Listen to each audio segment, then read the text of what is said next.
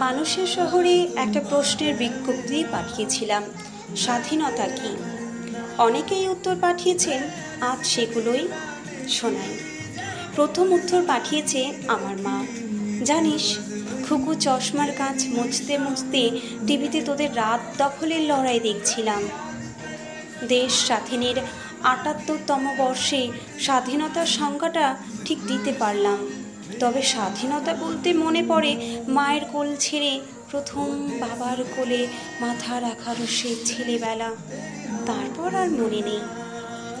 ২৫ বছরের একটি ছেলে লিখছে, মেডিকেলে চান্স পাওয়ার পর বাবা ভাইয়ের স্বপ্নের স্টেথোস্কোপটা কিনে দিয়েছিল।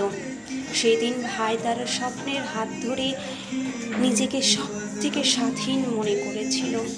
বাড়িতে এখনও তার প্রেমের ছবিটা না চোখের জল দিয়ে মুছে দেয়। আমি স্বাধীনতার সংজ্ঞাটা ঠিক জানি না।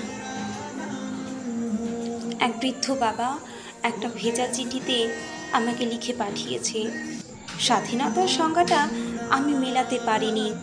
যে সমাজে নরপিশাচের রূপের লালসা আমার খুকুর মতো মেয়ের অকাল মৃত্যু উপহার দেয়, সে সমাজে স্বাধীনতার সংজ্ঞা অস্তিত্বহীন।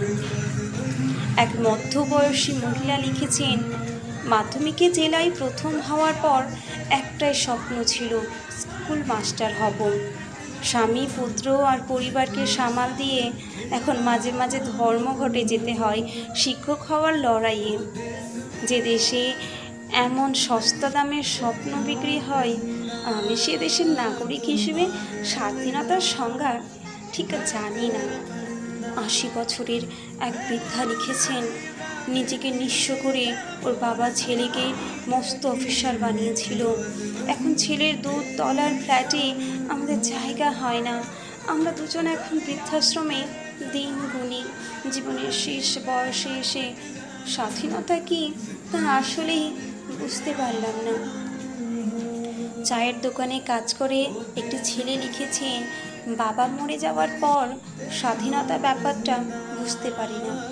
সারাদিন খাটুনির পর শক্ত বিছানায় যখন ক্লান্ত শরীরটাকে বিশ্রাম দেওয়ার সুযোগ পাই, মনে হয় আমি স্বাধীন। সত্যি বলছি, স্বাধীনতা ব্যাপারটাকে খুঁজে পেলাম না। এবার আমার কথা একটু বলি। রাস্তার মোড়ে দুশ্চিন্তায় বসে থাকা বাবার চোখের দিকে তাকালে আমি স্বাধীনতা বুঝতে পারি না, পরাধীনতা বুঝতে পারি।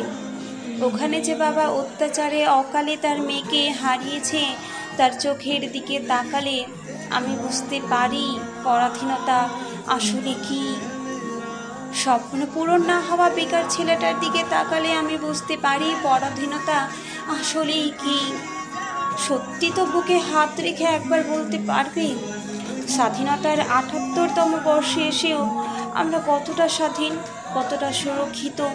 আমরা স্বাধীন দেশের নাগরিক হিসেবে ব্রিটিশ পলায়ন ছাড়া আমরা মানসিকভাবে ঠিক কতটা স্বাধীন হয়েছি? স্বাধীনতা নিয়ে তোমার কিছু বলার থাকলে আমাদের অবশ্যই কমেন্ট করে জানিও।